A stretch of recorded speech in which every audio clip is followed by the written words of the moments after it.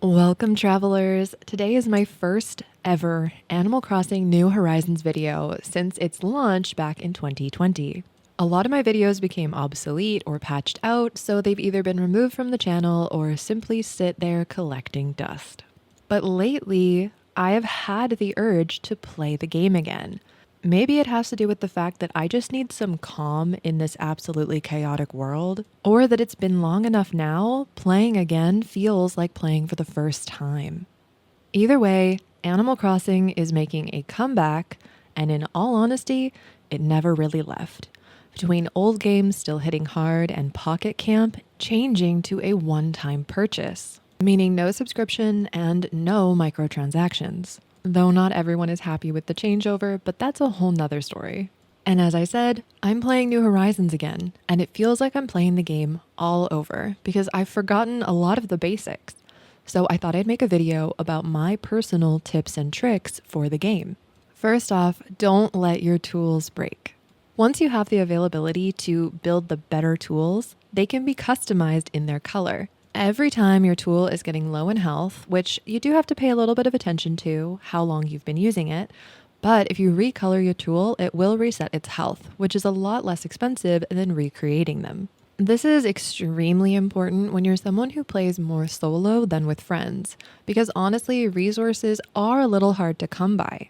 In the same line of tools, when you're villager hunting or maybe just going to other islands, if you don't want to have to waste time using your ladder to get up to those next levels, simply don't bring your ladder with you. If you don't have a ladder in your inventory, the game will not generate multi-level islands. If you forget your pole, it will also not generate islands that need it, but I do recommend bringing it anyway. Speaking of islands, your main island is a big decision for a couple reasons. One, the layout can't be changed. I mean, you can terraform, but you cannot move where your jut out piece of land is, where the major rocks on the beach are, where your secret beach is, where the airport lies, or where resident services is. So when you start the game up, make sure you give yourself enough time to make sure the island you choose is the one that you want, including the color of your airport and where the rivers meet the ocean. Speaking of things you can't change, you cannot change the name of your island or your character's name. So make sure that when you start up your permanent new home, that you choose a name you really like and an island name that would fit different types of themes. Of course, if you plan to make an island that is a very specific theme, then that doesn't really apply. Definitely make those decisions wisely. Other things to keep in mind that are either not changeable or very difficult to change include when you gift things to your villagers. Any item of clothing or decor that you give your villager will probably end up either in their home or on their body.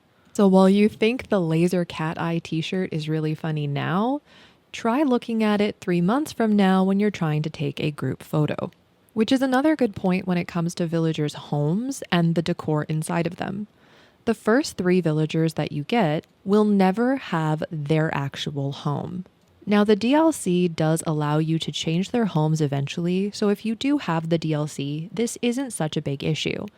But if you choose not to get the DLC, then you might want to wait to Dreamy Hunt until you have those 3 homes auto-filled and they start to want to move out.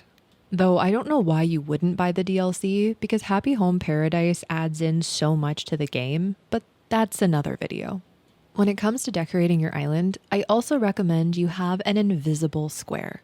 In custom designs, you can actually have a square that is completely blank, absolutely 100% invisible. You can use this to be placed on the ground so that weeds don't spawn, flowers don't continue to breed all over the island, and it helps you to move rocks where you want them to be if you're trying to get them in a specific pattern. You can also just color that square in one bright color so you can see it while you're placing it, and then go in, change the customized design to completely invisible, and poof, you can't see it anymore. But keep in mind, it does change what your footsteps sound like, so if you're sensitive to sound changes in the game, that might annoy you. And last but definitely not least, do not forget to back up your island if you do have Nintendo Online. Your Animal Crossing island is not backed up automatically, so don't forget to do that in case something happens to your Switch and you need to get your island back. If you liked the video and you want more, don't forget to give it a thumbs up, subscribe if you feel like it, but most importantly, have a very magical day.